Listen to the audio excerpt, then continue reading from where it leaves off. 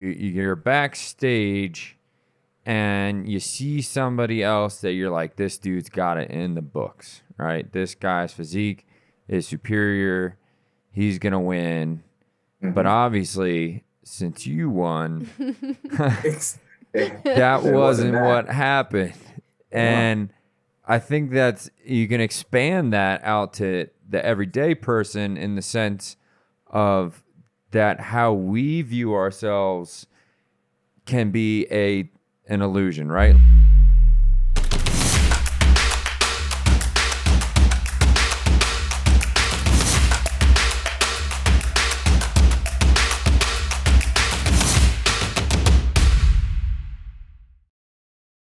What's up, All Terrain Fitness? We are here with another episode of the Fueling Fire podcast with All Terrain Fitness. We have a good guest on today who's going to talk about a cool fitness journey, obstacle he overcame. You are here with Coach Garry. Coach Hailey. And what to do, Adam. Introduce yourself, let people know who you are, and take it away. How are we? Adam Stasuk. I'm actually... I've been friends with Gary and Erick for quite a few years now. Mm-hmm. Here in Baltimore. Unfortunately, I wish it was in Colorado. That's all the pictures and all the adventures that everyone's taking out there. Right. Glad to be here. Yeah. Excited to share the knowledge and the journey that I have gone through, and I love it.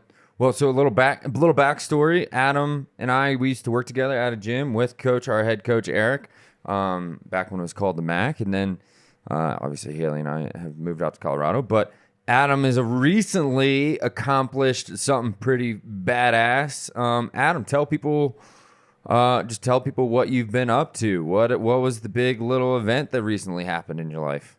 So, back in, what was it? 2020, right when COVID started, actually, right before COVID sort of hit, I was posting stuff on social media, and actually one of our old coworkers, Tim Sala, reached out to me, and he was like, hey, if you are ever considering doing a bodybuilding show, feel free, reach out to me, and I'll help you through the journey, and we'll get this thing rolling. Yeah. I put the whole 2 and 2 together until about the end of summer last year. And I was like, maybe this could be something that I could consider doing.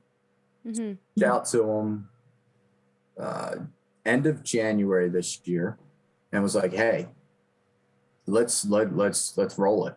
Let's full steam ahead. I've had that thought in my mind for the past couple of years now to be able to compete in a show, just to show accomplishments of what I've done. Mm-hmm. He was like, yeah, let's rock it. So we set aside a 16-week prep plan, and the show ended up on May 8th of this year. So I guess 3 or 4 months ago now, and ended up competing in my first bodybuilding show. And a little more than competing.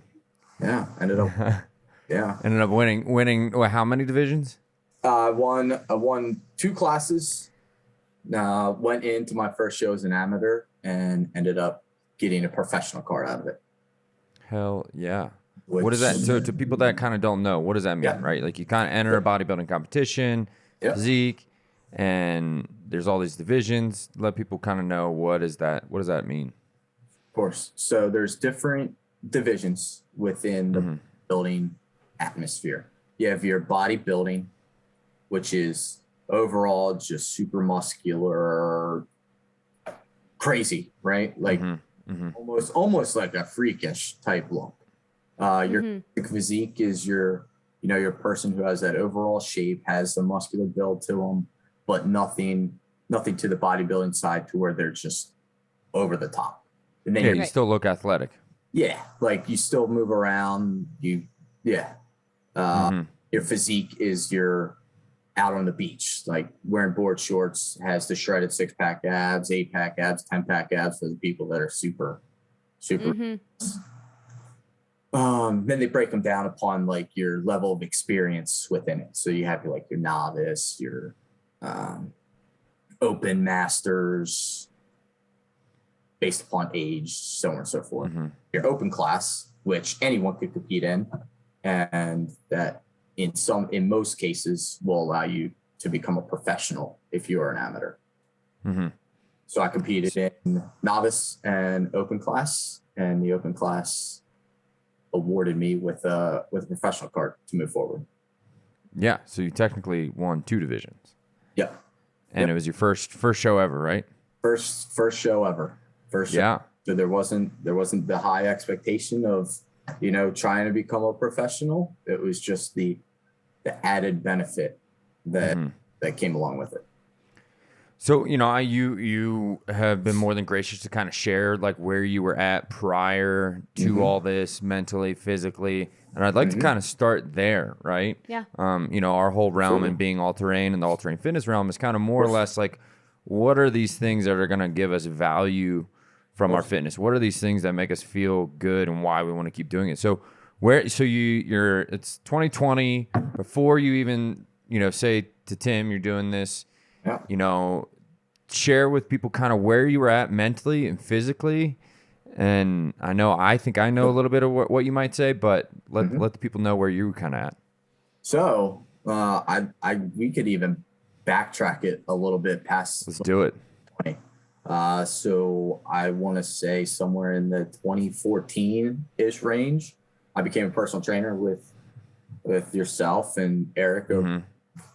So, back in those days, we, as trainers, you had to look somewhat athletic and, you were in shape because you're constantly around and constantly on your feet.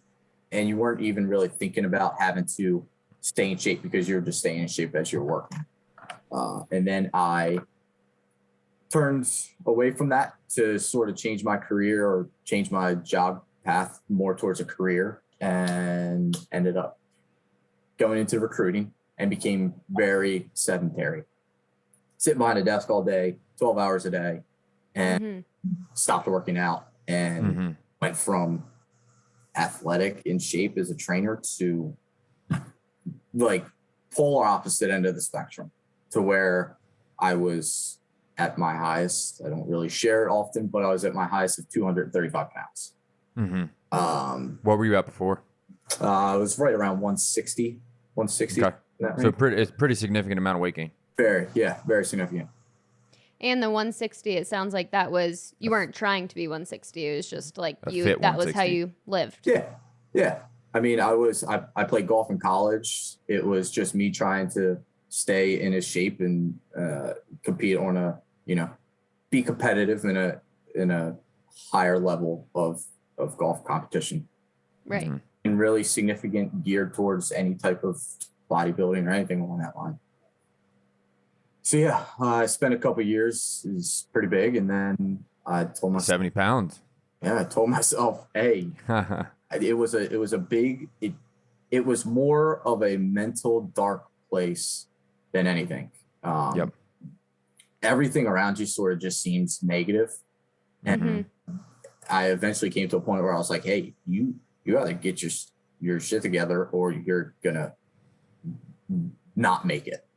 Yeah. And January 2018, I started to kick myself back into gear. Well, I'm curious, was it a like fine, hit a wall, or was this a gradual creep in? Did you even notice it? Was it subtle? Was it very present? It was gradually persistent. So like as soon as I started, everything sort of popped together. It was so gradual over a 2-year span that you wouldn't even notice it until you got to a certain point of, hey, you were wearing size 30 shorts and now you're wearing size 40. Where did this come from? So there was like kind of essentially one that you're in this new career, you're navigating this, and then all of a sudden it's just compounding.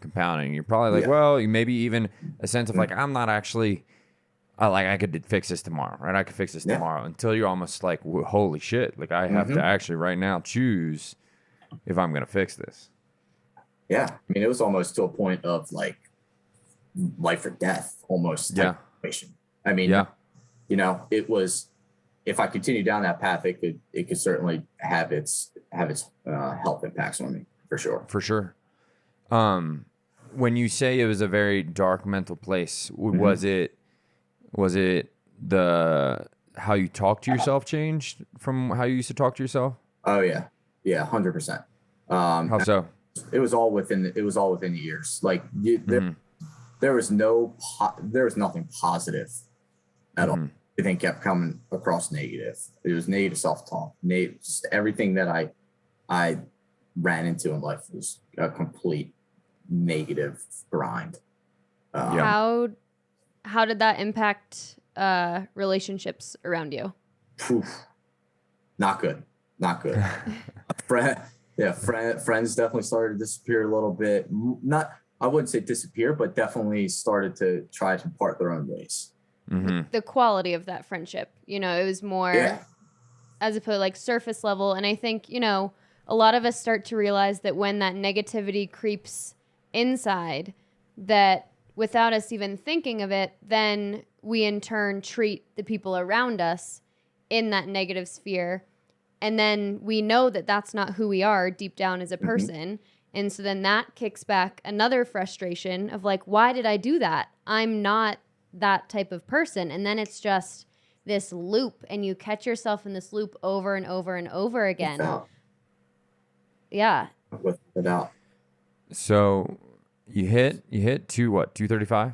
Yep, 235. Hit 235, and you hit what I always call the pain action threshold, right? And we talk to any of you in all terrain or any of our athletes, we get on the call, like we are trying to identify like where are you at on this pain action threshold? Meaning, right, a lot of us tend to only take action on something when the pain is astronomical. Meaning, like typically we don't heed the warning signs like the check engine light's on. Like we're kind of like, the check engine light came on, it went back off. I don't need to do it right now, right? And so people don't get their car checked, right? Similar to like our lives, right? We the check engine light comes on in your car, it flips back off. You're like, I don't need to, until all of a sudden the radiator blows out and you're like, fuck. Like, I have to get this fixed right now, right? And so it's kind of like this diverging path that come across each other. The pain is starting to creep until all of a sudden it's like the radiator breaks and you have a choice, right? You're in a fork in the road of like, if I continue down this road, my current trajectory is leading to a lot of pain, a lot of bad diagnoses, a lot of unhealthy years ahead of me and decades, considering you're young. Or you can choose to take that responsibility. Bear that burden, right? Bear the burden of like, fuck, I have to do this. I'm the only one to control this, right? So I need to start taking steps forward. So I'm curious also, like you're in this place, you're in this dark place. You're like, you literally must have had like a come to myself moment. And where was, you have a little bit of background, so it probably made the first step a little bit easier, but like, where was the position that you're like, all right, I need to get to here? Like, what was that vantage point that you created for yourself? So the biggest thing was taking one step at a time. I knew when I was that heaviest that it wasn't going to be the flip of the switch and I was going to go back to what I was, 2 years ago. I needed to implement one thing, let it become a lifestyle, and then continually implement one thing after another, and just realize that, hey, in a couple years, everything will come together and I won't be that person again. Yeah. So the first thing was the diet. I harped in on a diet, and it was a calorie in aspect. That's all I focused on. I did that for first 2 months or so. And once that became a staple in my life, then it was now start exercising. And then it became a part of thing again. And then it just snowball affected one thing after another. And it just completely changed, 2.5 years later. Yeah. So you started taking action, you started adhering to the diet. How quick do you think you started to change that mental language or that outlook on yourself, your trajectory, or even your happiness? Like, how quick do you feel like that mental landscape started going back to where it should be? Yeah. So I still, I have the date cemented in my brain. I started January 18th of 2018. That was, actually, That was fucking awesome. I started back with my mom. She was like my sidekick throughout the, Yeah. And I would say it probably took a good 2 months or so to like finally feel comfortable, like going to a gym and like just the mental thought of, hey, you're starting to feel a little better about yourself now. I strictly stayed away from like weighing myself in the beginning. I didn't want to like have that become a, you know, a negative impact. Because, you know, if I was 235 starting and I saw 245, you know, in a couple weeks, be like, right, and revert back to what felt comfortable. And I think for you, it's like you said, you knew kind of what you needed to do. It wasn't the information or anything you needed. So for you, it was kind of like, let me just put my head down, do what I need to do it one step at a time. And I don't need to look at that other data because I know what I'm doing and I know what works. Now it's just I actually have to implement it. Yeah. Well, and it's so funny that you say you had a date, because I have a date when must be a boy thing. Mine's January 21st, 2020, but ours was very much in the business realm, right? So for me, you know, I had opened the gym. The gym had like its peak, and then it was just on this downward crescendo, if that's the right word, right? Just this snowball going the other way. Literally the opposite of what crescendo yeah. But. So words are tough. I pick things up and put them down. But right. It fizzled out, right? And it was something that I had like put in every ounce of effort. I had put in, you know, 60, 70-hour weeks to try to do whatever I could to try to revive it, bring it to life, try to get it to where I wanted to go. And it was met with this, you know, dark place, very similar to like your dark place of like feeling like a failure, feeling like everything I do, because every action I was putting in was met with a perceived failure. I'm like, I'm just destined to fail. Like this whole business thing is not for me. And so, you know, we get out, like my only option at that time was just to get out. Like that was the first step. Right. And so from there we moved out to Colorado and we knew we wanted to live out here. And then we're in this valley where there's not a lot of people. Right. I'm like, well, fucking shit. Like a gym is not the best place. Not in this market. Especially when you're not confident after the last one. It's not like, oh, okay, I know exactly how to make a super successful gym. Yeah. Like, right. Let me make the stakes even higher. The only thing I feel like I know how to do that I still already failed at is not something that I can do out here. Right. So, you know, I'm like, I know I need to do some stuff online. I'm working with my buddy Ben at Water Prep, who we've had on the show before. You know, we have some success, but then we're throwing things at the wall and like, it's not sticking, dude. Like it's not sticking. It's not working for the first year with All Terrain Fitness. I'm like working at Lululemon, like working full time there, making like $700 every 2 weeks, like fucking every week, like coming down to the pennies and shit like this. And I hit like such a low moment in the shift, right? I don't know if it was the universe. It was just this thing of knowing like, all right, I have to fucking get out of this hole no matter what, right? It was like that pain action threshold hit a point where it was just so unbearably painful that it made me like double down on things that like we didn't have. Like we invested in a business coach. I'm like, look, I'm going even further all in. Like I'm done even like dabbling with the try to slow scale. I'm like, we put $10,000 basically on credit to be like, fuck, we got to go. We got to all in. Like this is our shot. Or I got to like get out of Lululemon and get a career, right? And it was this date, January 21st. And it's weird when you kind of have those dates where you're like, this is no longer, I'm not being this person anymore on this specific fucking date, like ever. And that was pretty cool that you said that. I just wanted to, it tickled my fancy. Yeah. And I mean, we hit these valleys and it's, you know, we're given these like difficult situations in life to either you have two paths, right? You either, go full steam ahead and conquer it and, be the bigger person, or you keep going down the wrong path. We're given these situations in life to either, just to build our personality, build our character. Yeah.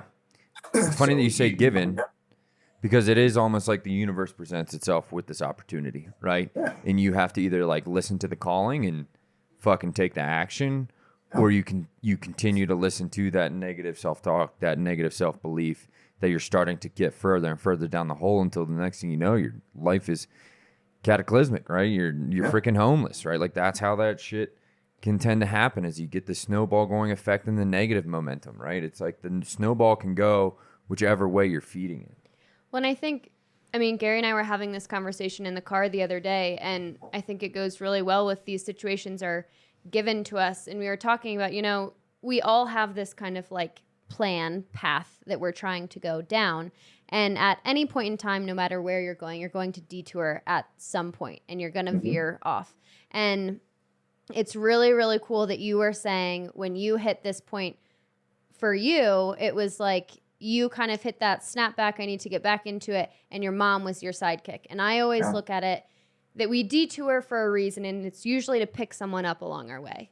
Like there's someone else who has been on that detour and they need that person who's just one step ahead. Like you were in the dark place, but you knew where to go. And so I always think, I'm like, we detour for a reason so we can snag someone else, bring them back over. We can be on the path. Then they detour. They're going to grab someone along their way. They come back. They go down. And that's how we create impact. Yep. Like it's not out 100%. of you just being on your path and going where you want to go, head down, nothing is in your way. It's like, no, you detour and you find someone else who's stuck in that deep shithole with you. And you're like, hey, let's go. Like we have to fix something. And I think being, even when you're in that place and it's so hard, looking at like you have the responsibility to kind of bring someone else up with you is going to make that journey so much better, because it's not just about you. It's not just you're relying on yourself. Like someone else is counting on you now too. Yeah. It's prevalent like in our athletes that have like kids, right? Where it's like, I'm in a dark place. My health is going in a bad place. I have to change this. Or I know I'm also going to project this onto my kids. Right. This is going to be my kids' outcome too. And yeah, whenever and people follow momentum, right? When you're creating momentum, when you're creating positivity, when you're moving in the right direction, like that is infectious, right? Like that is just what was all terrain. Just right? like the negativity when you were saying, like your negativity and the negativity around you, that was infectious. Yeah. So it's attracting like more negative experiences. Yeah, we got to flip the script, change it. Yeah. So, all right, you're on your journey. You're tracking some calories. You're losing some weight. You're making progress. You're going along. The mental landscape is shifting 2 months, right? You said 2 months after that date and stuff. It's starting to make progress. I love it. Yep. You know it could go one way or the other, but you know you're not going to get discouraged. So, fast forward. You know where are you shifting? Where are you moving? Where you're obviously creating a new target and a new aim for yourself in this health journey, because you eventually get into physique competition. So where are you transforming and going down this path? So, yeah, I mean, I obviously was always into exercising, and just especially in today's society, everyone gets these mental pictures of, you know, really in shape women or really in shape men from social media. The biggest thing, like the biggest thing that I focused on throughout my entire journey was avoiding social media. I didn't listen to anything that was said. I didn't look at people. I just knew I had to compete with myself and keep being the better person than I was yesterday. If I beat that person that I went to bed the night before, then you can't go the other way. Yep. So yeah, I just kept grinding away, focusing on me, not worrying about what other people said, or, you know, I don't really post a lot on social media. Go ahead. It's what you have to do, right? Because the only thing you are in control of is your effort. The only thing you can do is how much you're continuing to work on the effort that I have and putting yourself in the optimal position to keep doing that. And when you get, like you said, you avoided social media, you get this jealousy, you start to rob yourself of the joy of your journey, right? You start to rob yourself of your own feeling of self-accomplishment, because even though you might hit a milestone, you see somebody else, but you're not quite there. So now that little milestone that you gained has no value, has no meaning, didn't give you that dopamine feedback that it should give you, right? And this is something that we had a share your story. Very serious talking to about that. I definitely went down the rabbit hole of social media, especially when he and I were pretty competitive with CrossFit. I'm a small 5'1" little girl, and for some reason was just determined that I would one day look like Brooke Entz or Katrin or someone. And my Instagram feed, news feed, was just filled. Like, he would look over my shoulder and he's like, "What the fuck are you doing?" Mm-hmm. And he's like, "If you keep looking at that, like, no wonder you're going to feel like shit. Are you kidding me?" And he's like, "Delete, like, get it off your phone. Delete, like, you can't follow those people. There's no way. You just have to turn it off." And I will say, I said it in a nice way, right? Yes. But then it was also weeding out personal friendships. And that was really, really hard, of knowing and understanding, like, those people aren't in your corner and they're only there to compare against you. And it's just this constant battle between you guys. And I don't know if men are the same way, kind of having that comparison with one another, but I think it's definitely really out there with females and women always doing competition against one another instead of cooperation. And that, I think that was a huge, huge thing that I had to do, was like, get off of social media or stay on social media. And I will say now there are a lot of accounts, but it's like, don't follow people who make you feel like shit. And it's fine. They're not trying to make you feel like shit, and that's okay. They're not bad people either, but just knowing and understanding, like, that's really going to trigger those thoughts. And just like you were saying, it's going to rob your joy. We have athletes come in and they're like, "Oh, I just ran a mile for the first time, but like, I know that's like, other people can run so much further." And that, like, always just like shatters my heart, where I'm like, that's a big fucking deal that you did that for the first time, but literally your very next sentence was that someone else can do more. And I think we've all had that feeling before, where it's like, you want to feel really good about something, but immediately it's like, but I shouldn't feel proud of that because other people do more than that. Yeah, somebody's further along this journey, so I feel terrible. Like, I know I view that, I feel like I want that, but I know I don't have that. They just don't even get to have any satisfaction from any small steps up the mountain, right? And it's something that I think we've all had to learn to navigate in our realm, like our generation, right? Like, this is not something that the psyche really had to navigate in the past. You didn't see the nationwide news instantly. You didn't see what was happening everywhere in the world, who was living where, who was going on what vacation, who was doing what thing, right? It was, you were in your little community of your neighbors, your friends, wherever you went to, your job, but that was about it, right? So anything, you didn't have this worldwide comparison. You had the immediate circle, but now we grew up in this age where it's like, holy shit, everyone's flexing on Instagram, and you look at these people and it's like, you see what they have and you think like, oh man, they must have it all figured out, right? And you know, the other thing we always say with people is like, look, just because somebody might be further down the road doesn't mean that something over here is out of alignment, right? Doesn't mean that everything is all peachy keen, right? Like you looked up to Brooke Entz, and we all know that via her social media, she went through a divorce, which is just to say, like, that probably was not an easy experience for her, right? Like, she had the physique on one side, but we're all searching for the wealth, health, and relationships that, like, you know, she had to go through this other trial and tribulation over here, right? Whereas your journey is, at that time, might have been the health, and like Adam's journey is the health, right? So it's about, I love that, eliminating the noise of robbing yourself of the joy of the progress along because of social media. Yeah, and on social media, you typically only see the super highs. And like, no one really wants to go, and I fell into that excuse me. I didn't post about when I was super big or had this ton of weight, because who wants to see that? And like, I would post, you know, when I was going through the prep and going into, you know, the final stages of the prep. And then after the show, I that because people want to see that, right? People see people super flex. They don't want to see someone who's super out of shape. No one's, people, you talked about it, are going towards that dopamine, and they get a high off the likes and the views and, oh, someone liked my photo. I got to check. Did I get more likes? Who got more likes over the other? So yeah, it was just, you look into a person's social media and you would only typically see the super highs. Yeah, it's funny you say that because I read something today.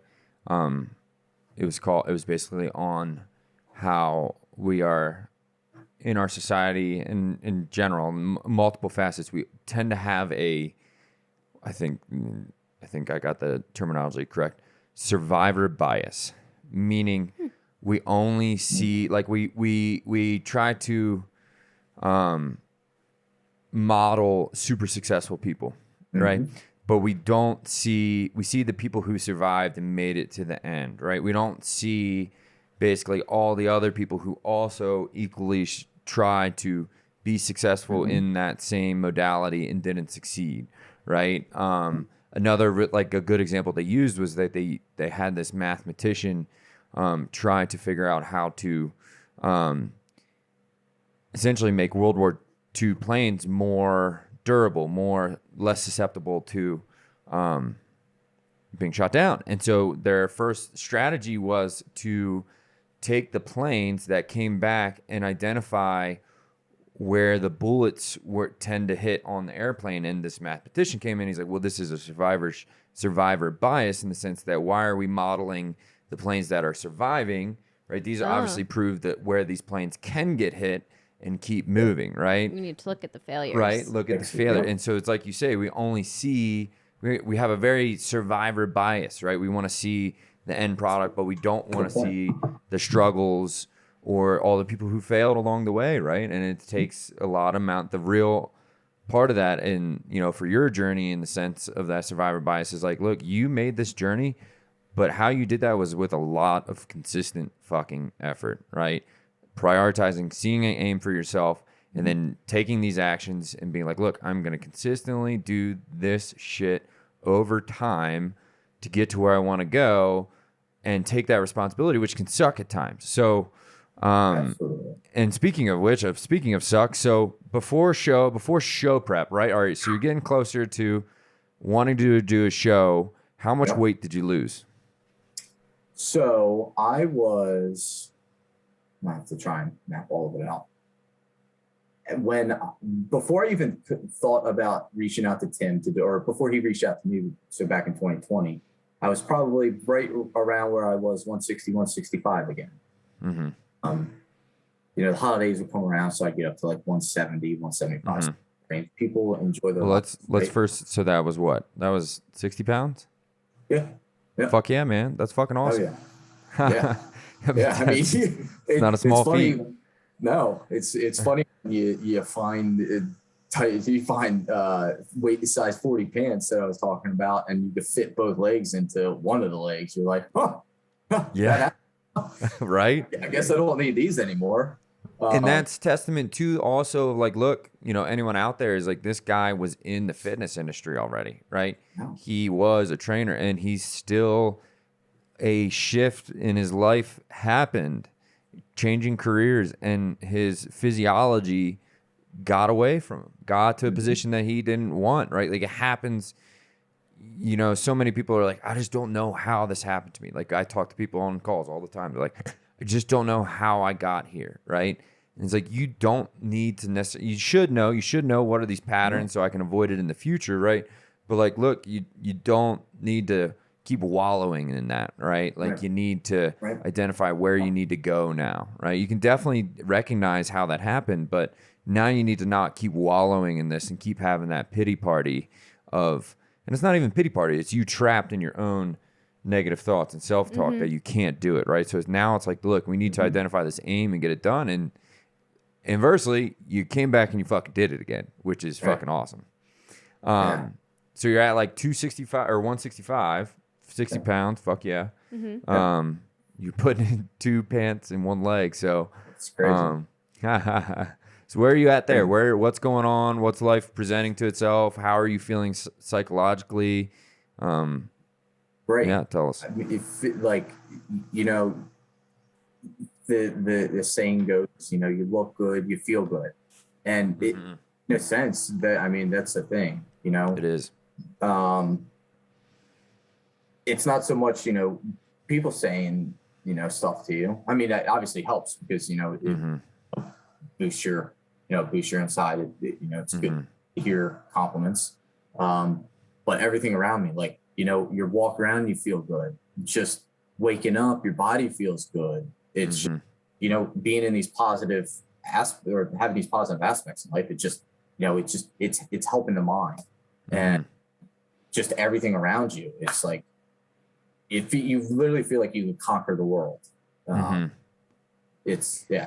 And there's so much fucking value in that. I mean, we see that all the time with our athletes, right? Like they get to this, it's hard to it's hard to really put it into words in a way that conveys it as to like why we want everyone to have that. It's like, look, you can try to convince yourself of a delusion, right? But if your body is not in alignment, it's not healthy, it directly affects the brain. Like we always kind of view it as like this two-part system, right? Like where we think our conscious is so powerful that we can control our brain and do all these things and make it happy even when our body's out of alignment, right? It's like, I'm sorry, your little conscious part of your brain that counts for like 10-15% of your day, like it really does not have the power to override this whole entity that is your body, that is yourself, that like it wants to be in alignment. Like your brain has all these, it's a little branch, it's a fucking alien that's intersecting all these organs in your spine and shit like that. And like it branches out and has all these connections to get input through this whole entire system. It's like, yo, if the input is not good, it's not healthy, it's going to affect the brain, which is an organ too. Just like you drink alcohol all fucking day long and you keep doing that, it's gonna hurt your liver, right? You keep eating unhealthy, you keep not moving, it's going to affect your brain. It's the same fucking thing, right? So it's just such a, like you said, you whatever, it's all, every time you shift that body, you shift that physical alignment, and the fucking psyche shifts with people every time. It's like, why does a clinical psychologist, this is the first thing, like, yo, you should probably get into eating well and moving. Well, and I think the important thing to catch from there too is it's not, a healthy body isn't necessarily what you immediately picture in your head too. And I think, in this aspect, yes, we are talking about going from being a heavier weight and being leaner. But that is not always the case, especially with those feelings of your body feeling good when you look good. And I think it also goes on the other realm of the other side of when you go so far down the rabbit hole of physique and trying to look good that then you get, like we were just saying, out of alignment with how your body feels. And you're pointing to yourself. And so I'm curious to see, like right now at this point, you're saying like, yeah, I'm starting to feel good. What happened? Do you want to skip forward towards the show prep and how I felt? Yeah. So, yeah. Let's bounce off of that. So your body is meant to be a certain leanness. Your body feels good, moves good. Overall, you have a high level of energy at a certain level of leanness, regardless of what that is. It could be 10%, it could be 15, 20%, 25%. Who knows? It's not a set number for everyone. No, I mean, I'm different than Gary's different than Erick's. We're not the same. Our genetics aren't the same. We're going to be completely different.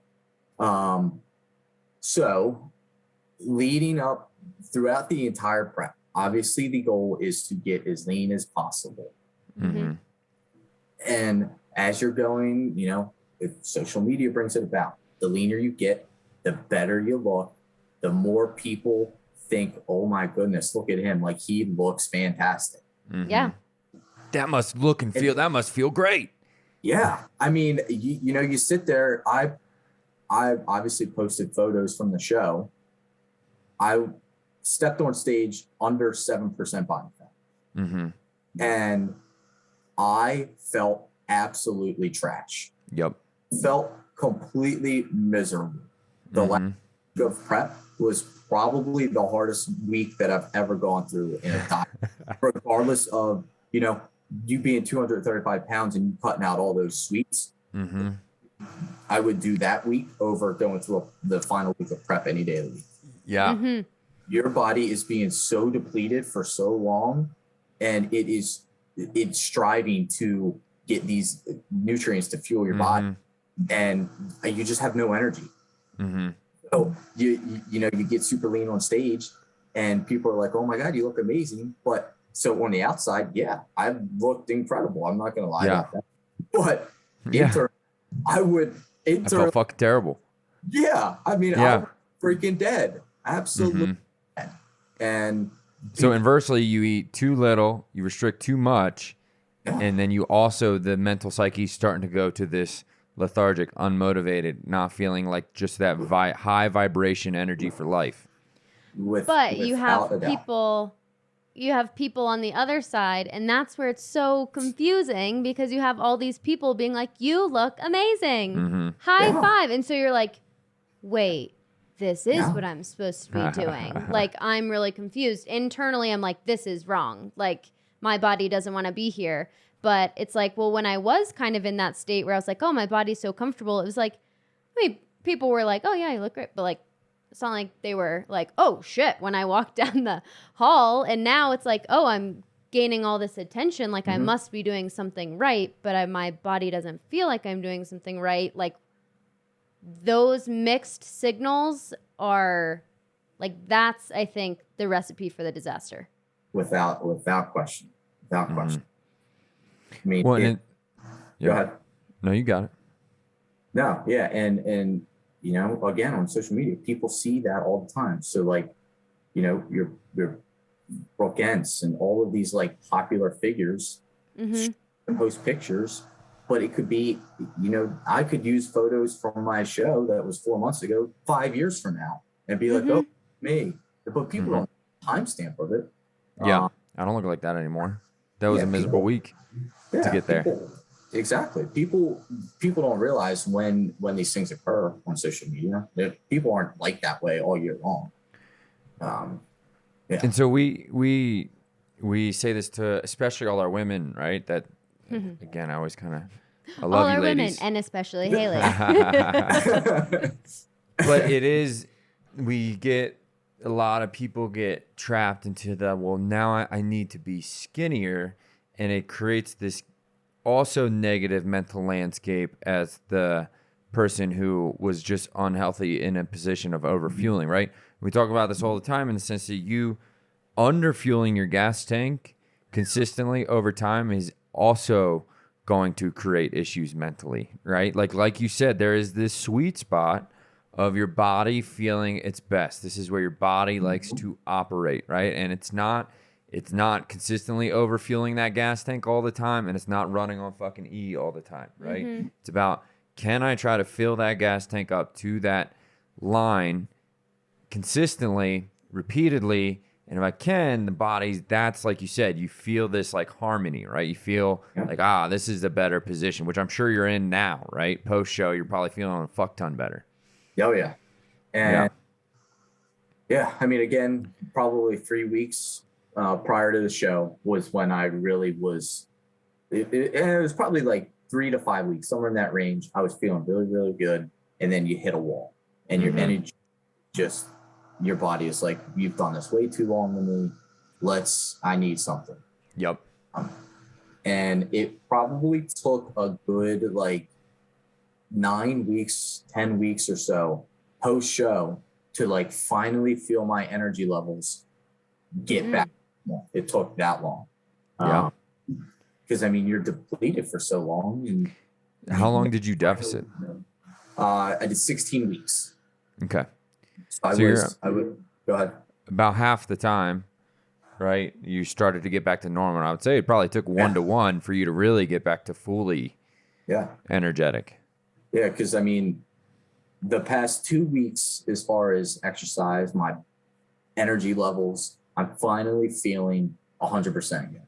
Like Nice. I'm feeling great, moving around, and in my training, I'm not getting fatigued, and just overall body, like heart capacity, being able to go out on walks or hikes or whatever it is. Playing golf, as crazy as it sounds, playing golf, like I can make it through all 18 holes without, losing energy levels. Mm-hmm. So Yeah. you're putting in all this effort. You're in a position of suck.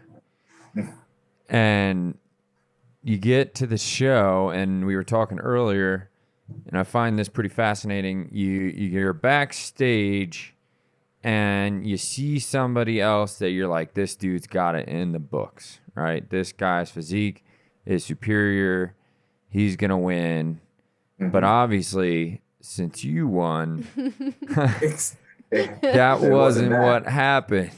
And I think that's, you can expand that out to the everyday person in the sense of that how we view ourselves can be an illusion, right? Like here you are, you have the winning physique, and you're like in your head, you said this guy's going to win. Right. Lo and behold, you're sitting there with a better physique than him. And how many times do we talk to our athletes that, they're so hung up on these metrics of the scale or, again, comparing themselves to somebody else that they don't even see what's going on in their pictures, right? And that's why we have people take these progress photos, because they get so hung up on a metric of a scale or comparing themselves to somebody else that we have to take them to their photos to snap them out of that delusion. Illusion. Was it delusion or illusion? Illusion. Well, it is a delusion. Delusion. So Snap them out of that delusion that they're in by literally having to point, like, do you see how much different that you look? And it's like when you have somebody else bring, you're like, oh shit, like I do see that. And it was like all of a sudden, I'm sure that was an epiphany moment for you. You're like, wow, when I won, I realized I fucking did a lot of work and I look a lot fucking better than I thought I did. Yeah. We are our biggest self-critics. When we look at our bodies in a mirror, we will focus on the negatives, regardless of how many positives we have. Yep. Whatever, whoever you are. When I was on stage, I knew that from my weight loss, I had excess skin. And even after looking at photos, I still notice like my eyes attract to the excess skin and like, wow, like look at that. That looks horrible. Yeah. But not realizing the overall aspect. Yeah. I won. Well, and there's that same little thing we talked about 10 minutes ago. Robbing, like, oh, yeah, I completed this, but there is extra skin. And that's what we do all the time is like, oh, I completed XYZ, but this little thing pissed me off. And that's... Or we get to a new spot and we find a new negative, right? We find, and it was like you were trapped at that 235, right? Where you said everything was negative, right? That same thing can expand upon everything else in life in the sense that, like, not only how we view ourselves in body that we tend to find these negative things, we tend to do that everywhere. Like, we tend to find reasons why, I made progress, but I'm still a failure. I still...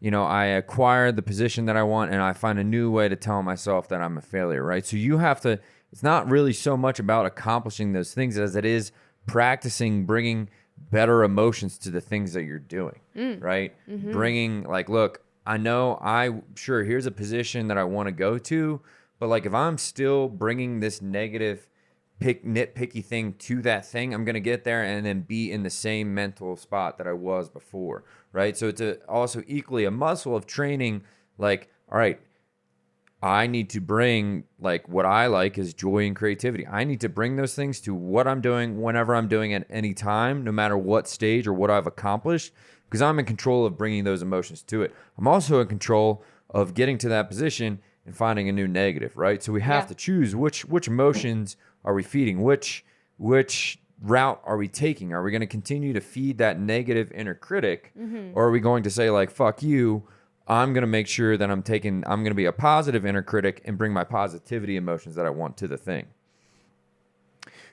Well, and that's the whole point of, you know, they always say progress is in the process, and why we really do have to have those more process-based goals as opposed to outcome-based goals, because it's happened to us time and time again. We hit the outcome that we've been striving for. Yes, it feels great for a little bit, but if we're still kind of obsessing over the little things around the journey and the process and not kind of attacking those things as well, no matter what the next outcome is, we're going to have those same bugaboos show up either way. So I think, you know, that's just it, is knowing and understand. And I think, you know, it starts with knowing and understanding what those things are for you. And it's going to be different for each person, but knowing that no matter kind of what goal you're going towards, looking out for those things that you tend to nitpick about yourselves. Maybe it's something, I mean, we can also go the other route of always trying to nitpick the situation, you know, trying to make it external, of like giving those external excuses of why we can't achieve said outcome, and really, you know, bringing more awareness to that and be like, what am I actually doing right now? Like, why am I bringing the negative light here when in reality that's not actually happening? Yeah. And that's something that you've practiced a lot. Yeah. Still practicing. Work in progress. It's always a work in progress. That's right. I mean, when we first met, you didn't really take inventory of that.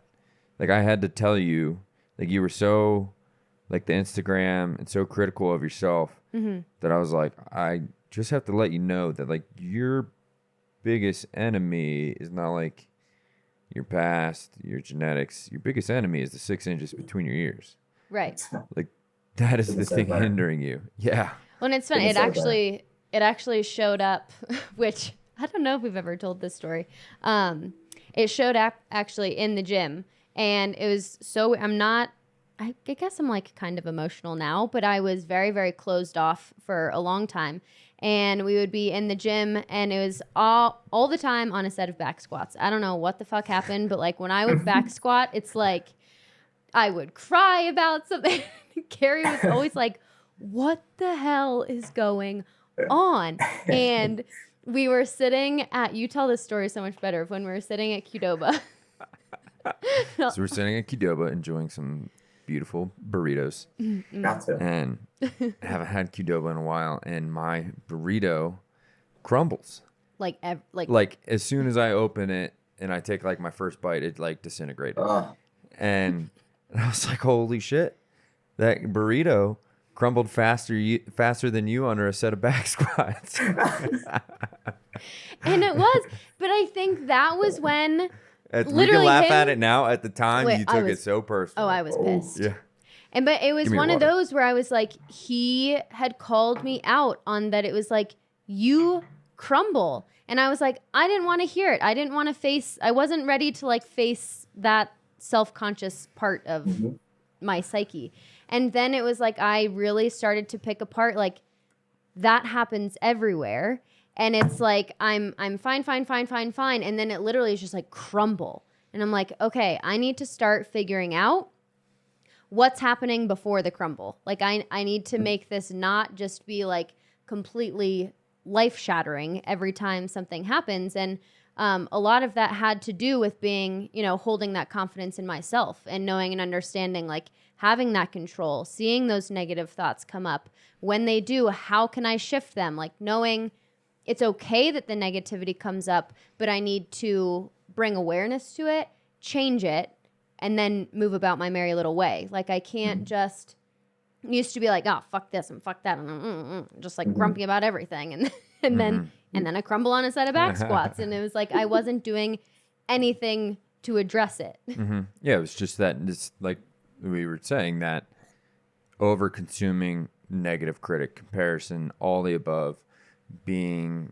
to a position, even though you were getting stronger, it just still wasn't like, oh, nope, Lauren's still 30 pounds heavier than me, or, oh, nope, somebody's still lifting this much more than me. And that's, you know, similar to what you were saying, is like, you came in, or what we were saying about your story is like, look, you came in and lo and behold, you were sitting on what people deemed as the best physique in that competition, and you immediately identified like, that guy's is gonna win, right? And you post show, you still found things to nitpick. But I guess, well, let's ask first, like, how has that, did you recognize that you still found something to critique? Like, did that become apparent to you? Like, did you have an aha moment where you're like, oh shit, like I even got to a further level, on the highest level I can really kind of get to in many regards with my physique, and I still found a way to be my biggest inner critic, or be my biggest critic? Yeah. I mean, it's very difficult to change that mindset, because we're always gonna focus on something negative, what it is. But the shift between a good and a bad mindset will take that and be, how can I make this negative or weakness of myself, like how am I focusing on, the excess skin, for example, how can I make this a positive? Yeah. If you're able to switch that in your mindset to take a negative situation in life and then figure out how to fix it in a positive way. So like, focus now is, oh yeah, I have excess skin, but I'm going to focus on other areas in my body to build it and make it fuller so that gets hidden.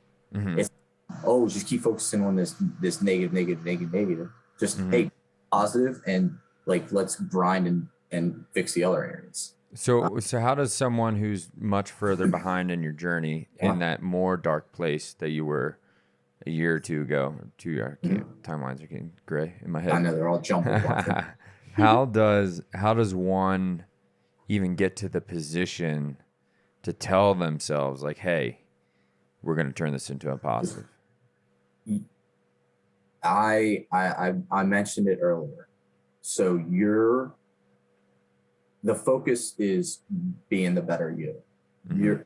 There's no one to compare yourself to besides yourself.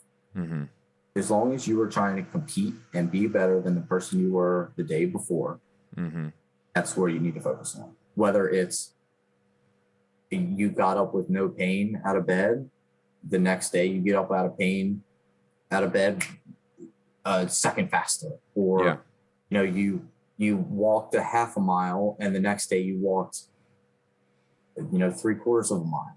Just try to just make one more thing better the next day. And eventually that all now crumbles and snowball effects into one. Yeah, I think it's first you have to get to a position of like, hey, I know I want to be a better version of myself. Here's a position I could go to that would make me what I deem is a better version of myself.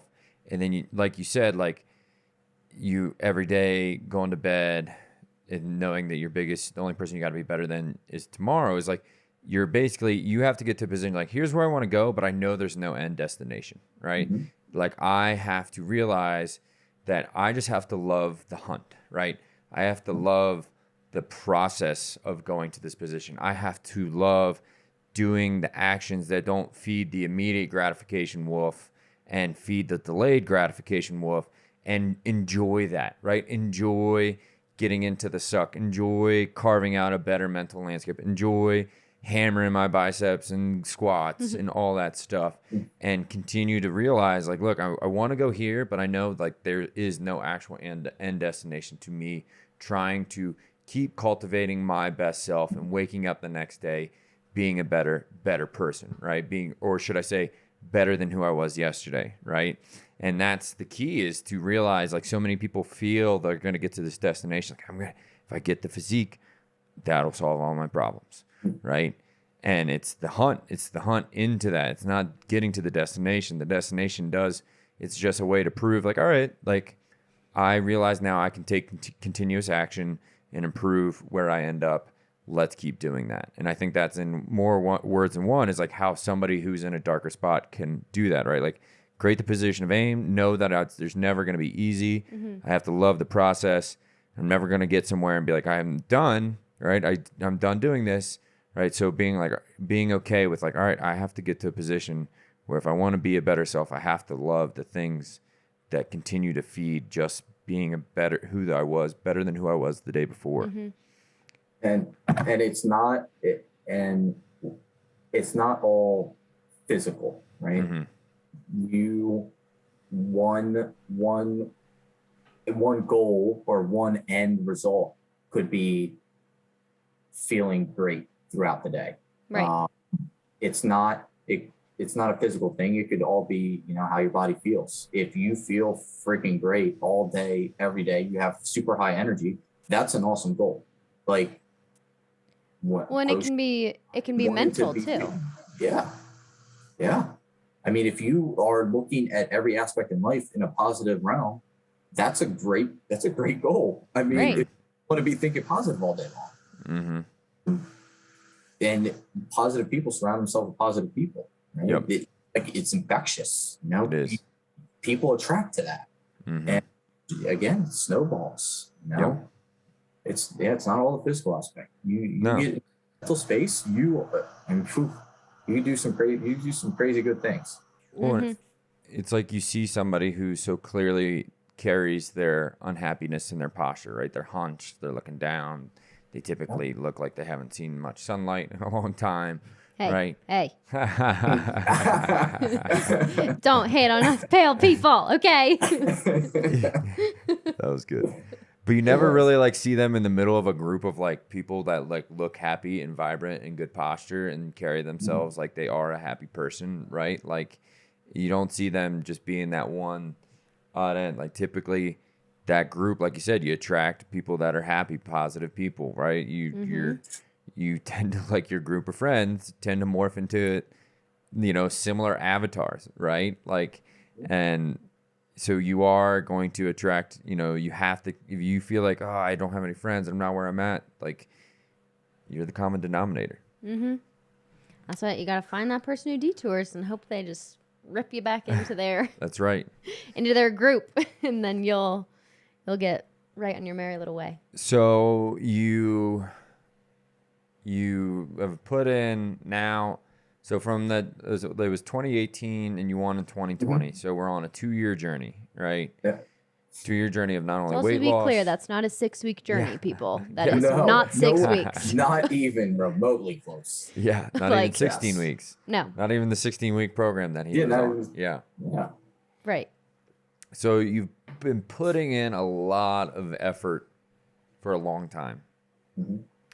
You get to the stage, you're hearing the names called out, you're starting to realize, like, whoa, my name's not getting called. You're probably like, wow, I might get 4th, I might get 3rd. All of a sudden you hear second call, it's still not your name. Then you realize you win. That's fucking awesome. And you get back to stage, and you get behind the stage, and then what happens? After I won my professional card, I instantly broke down. Like, and I'm full waterworks behind stage, just because I get overcome with emotion. I can be emotional, but like this was way over the top. Yeah. Like I couldn't control it at that point. Yeah. Like I was trying to, and I was like, I don't know what to do. Like I'm gushing. And everyone was coming up to me like, congrats. Guys were bringing me bottles of water because they thought I was going to pass out from dehydration, the depletion. And, I had all my family there, and I had some friends from work, and I had my 2 coaches. Well, Tim, that I mentioned way early on. He was backstage with me. My posing coach was backstage with me. And at that point, I'm not thinking of doing another show. And literally, out of their mouth was, "You know what happens now, right?" I'm like, "What?" They're like, "Another show." I was like, "Let's pump the brakes a little bit here." Like, yeah, we're just getting off a stage. I wasn't thinking about anything prior. You were probably thinking of everything that happened past, right? Yeah. You were thinking of the dark place, and then like you get here, and it's this like overwhelming feeling of like, you're like, I can't believe it happened, or I don't know how this happened, right? It's this disbelief, but really it's like it's like in that moment you went to another level of consciousness, right? Like those tears was like this seeding, or this weeding, seeding, and feeding process the cycle that you completed over 2 years that you sealed off the deal on, like, you're a new fucking human. Yeah. You're probably not the same man that you were 2 years ago. No. And obviously the physical aspect was completely different, but I would take the mental change over anything. I would take being, having a positive mindset over having that negative mindset all day. Yeah. Well, you had so much friction to overcome, right? That it manifested itself in this breakdown of like all this tension, all this effort, all this charge of charging up the mountain and hitting the peak of the mountain. And then you get to the top and you're like, you just lose it. You're like, it was so heavy. It was such a heavy burden, such a heavy load that you took to get to this position that you just had to, there was so much energy to release, right? And man, I've had that moment, right? Like I had the moment where, I had that date similar to you. And the day that I'm like, I can go back to being a full-time entrepreneur again. Like, I'm here. I fucking did it. And I was talking with my mom and she's like, you're meant to help people. Like, this is your job. And I'm like, I lost it. I'm like, it is my fucking job. Like, I'm back to this position, whatever it was, descending into chaos and creating a new level of order. A big part of me was needing, in the lesson to learn was needing to let go of my ego, right?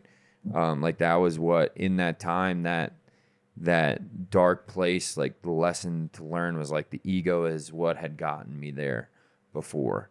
It wasn't my first dark moment. I've had a dark moment in the past where it was like me just realizing causality. I'm like, okay, who I've surrounded myself with, the things that I've done led me to here. I kind of got my life a little bit better. I opened a gym. And then what plagued me next was the ego, right? Like thinking that this was all me. It was all all my shit doesn't stink, right? And we have these evolutions as humans where we go through this building and down and up, and that's part of, there's lessons in each, right? And you just had this breakdown moment, and it's a beautiful moment to put in effort to something that might feel impossible, might feel like you're climbing Everest, and you put in this effort and it actually happens. Like, that's a beautiful fucking moment. That's the moment that we love coaching our athletes, right? At All Terrain is these people who are like they're so scared at the beginning. Like they're like, holy cow, I've invested this money.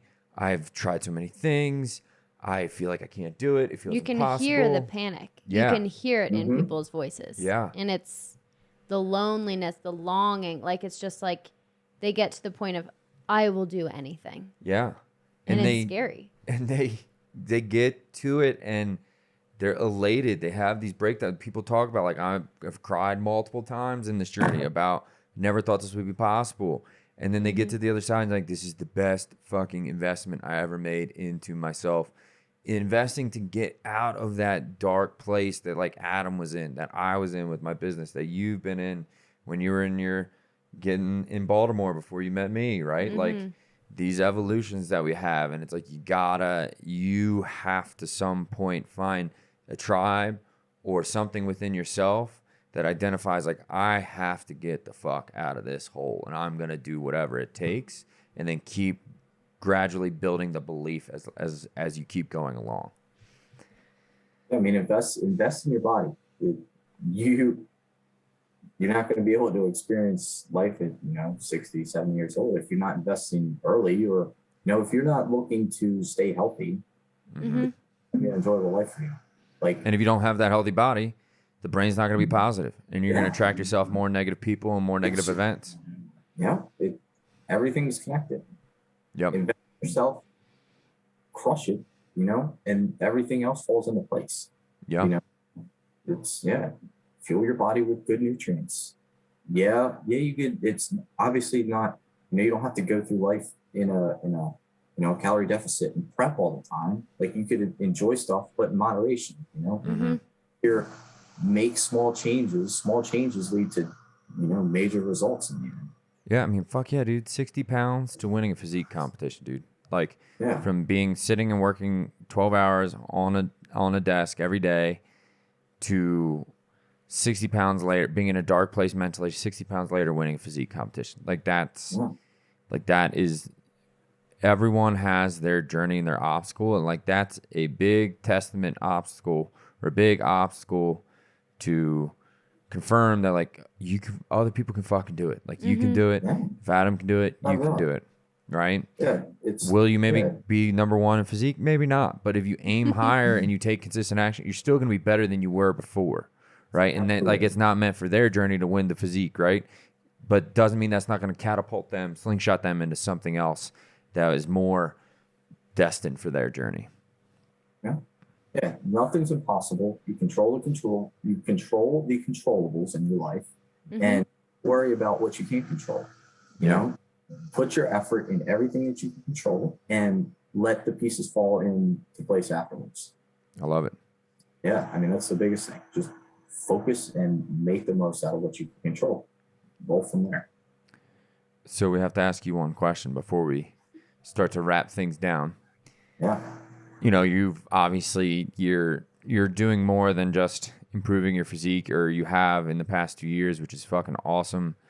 You know, I've been on a similar journey in a different realm as you. You know, you've also been working on that mental landscape that feeds into that physicality. So I have to ask, you know, with all this, you know, we view you as an all-terrain human. You know, you're in that realm of like, hey, I realize being an all-terrain human means me just doing the reps to be the best version of myself that I can be and loving that process along the way. So what would you say, I have to ask, what does being an all-terrain human mean to you? It's being able to feel like you can conquer anything.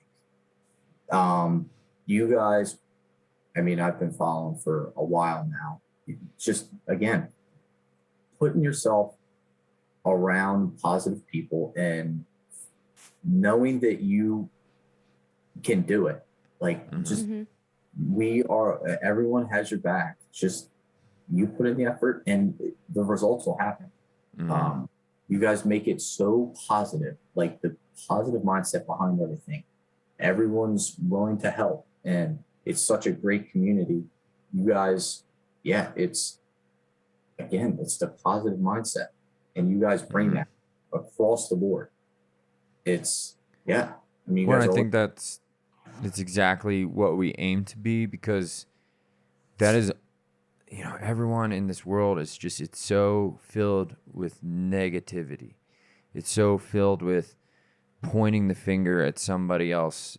It's so filled with hating and loathing the other person before you even have, like, you, and with that, people, like, it comes from maybe a noble place in the sense that they want to see something better, right? But they don't even have the capacity to lend a hand and actually create any change because they're so filled with hate and negativity and they're not happy where they're at, right? And so it's like, look, cool, the only, like, you can identify, like, maybe things you can improve, but, like, instead of fucking pissing and moaning and hating other people, like, make sure your shit's in order, and then when your shit's in order, then you have capacity to go and maybe help with the thing, right? And, like, that's having a positive mindset and mental landscape is the only way anyone moves anything forward, right? We don't, whatever emotions we bring into whatever actions we're doing, if it's hate, you're taking action because you hate someone or you hate something, right? You're still only going to create more hate, which is the problem, right? Hate begets hate.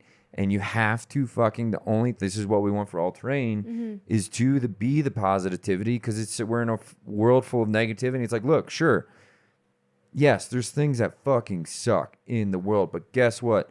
The only person who can control how your body is and your mental landscape is you. And then from there, if you want to go out and help, go out and help and do it from a loving, compassionate place. Like, that is the only thing that ever unites people, that ever creates tribes that last. And that's what, you know, on a personal, individual level, and being an all-terrain human is like, yo, you got to be fucking positive. Right. And if you're not positive and you're hating everything and loathing everything, you're never going to get to where you want to go, and nobody's going to get to where we're going to go. And then we end up in where we're at now, in a nationwide almost depression state. Like, the depression, they talk about the Great Depression, like, it was more than just financials.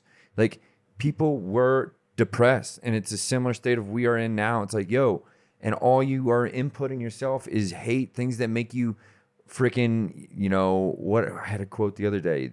They engage you to hate, and it rhymed. It was a good rhyme, right? But it's everything's fueling to prey on your hate, your fear, the things that you don't like, to keep you engaged, right? And it's like you gotta control that input, like closing off your Instagram or whatever it may be. You got to close down the things that are gonna create negative emotions, and it's never a good place to be in. And I think for us, and I think for you too, one of the biggest things that we can all do is be that light for other people. So I know your story is going to resonate with so many different people, whether they, want to get into bodybuilding. Maybe they're in bodybuilding right now. Maybe they've kind of gone through that big fluctuation here or there. They struggle with the mental language. If anyone wants to reach out to you, just kind of talk maybe through some things that resonated with them, where can they find you? I do have Instagram, Facebook. I know my Facebook, obviously, Adam Stasuk. Last name's Stasuk. I'm going to have to look at Instagram. I don't know my terrible social media. What's a good email?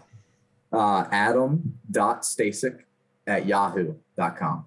There we go. So that's Adam.last name @yahoo.com. Yeah, if you're anyone who's like, look, I know for a fact that people who listen to us or are in our atmosphere have had a very similar journey where they like, in my 20s and early teens and maybe 30s, I was fit, and then I had this life change, and then my health, I lost it, and everything else has been on a low vibration since. Like just everything feels gray and dull and down. And if you're somebody who is in that situation, reach out to Adam. He's 60 pounds to winning a physique competition. That's somebody who's going to be able to give you some insight as to where to go and how to do it the right way. And it wasn't like my focus on when I was losing all the weight in the beginning wasn't to get into bodybuilding. Like that was the focus of mine. It was just to get a healthy mental space. And again, you get one thing leads to another. Yeah. And obviously it led to the competition, but and it was never to step on stage. It was just to be a better version of me. Yeah. I have two questions. That stage doesn't define you. And I think that's the biggest thing is, your journey is about, just like you said, you becoming the best version of yourself. Your journey is not about winning. And while that was super cool and amazing, really harnessing the focus on just who you've become in the process and who you're going to continue to become later. Like I think this is just the start. Yeah. That kind of segues into my next questions. Are you ever going back to 235? No, absolutely. Absolutely not. Again, we are given these situations in life to learn and grow from. So I put myself in that situation to where I was 235 and I felt horrible. I don't want to feel that way again. I want a healthy, comfortable life. He burned the boats and took the mountain. My next question is, what's your next aim? Where are you going next? Or are you soaking up the good times? So right now, I told both of my coaches that my focus is finishing out my master's because it was a lot of stress to juggle prep, full-time school, the whole gamut. So that'll wrap up in April, and then there'll probably be a show at some point next year, because it's at least one to step on a professional stage and to finish that accomplishment. I like it. Yeah, I mean, it's a different type of competition. I played competitive golf in college, so I still have that, that burning fire. To compete. So well, life's moving for you, right? It's momentum. Yeah. You did this, the Masters, another show. Like that's the thing. That's what cultivates happiness is growth, right? Growth is happiness. Yep, it's just one focus at a time. People get too jumbled up about focusing on 20 things at once. It's life. It's a marathon. It's not a sprint. It's just one thing after another. Focus on one thing, knock that out, focus on another, and then just keep going and going and going. It's just like a weight loss journey. It's not going to happen overnight. It's a marathon. It could be, a healthy weight loss. It could be over a year span. Mm-hmm. So don't get upset if it's not happening in 2 or 3 weeks. Didn't happen in 2 or 3 weeks to me. It's not feasible. It's not healthy. Just at a time. One day at a time. That's all it is. There we go. Signing off. All right, All Terrain crew. Thanks for being here. Adam, thanks so much for your time, man. Appreciate it. I'm sure we'll have you back on again after your next show. Have to talk about how that one goes in the different journey. Maybe during the prep. Oh, That's man. right. Yeah, during the prep. Except the 3 weeks prior. We'll skip those weeks. Yeah, someone will have to have me tape my eyelids open for that one. Yeah, right. All right, man. Thank you so much. Have a great weekend. We'll talk soon. Absolutely. You guys too. See ya. Bam.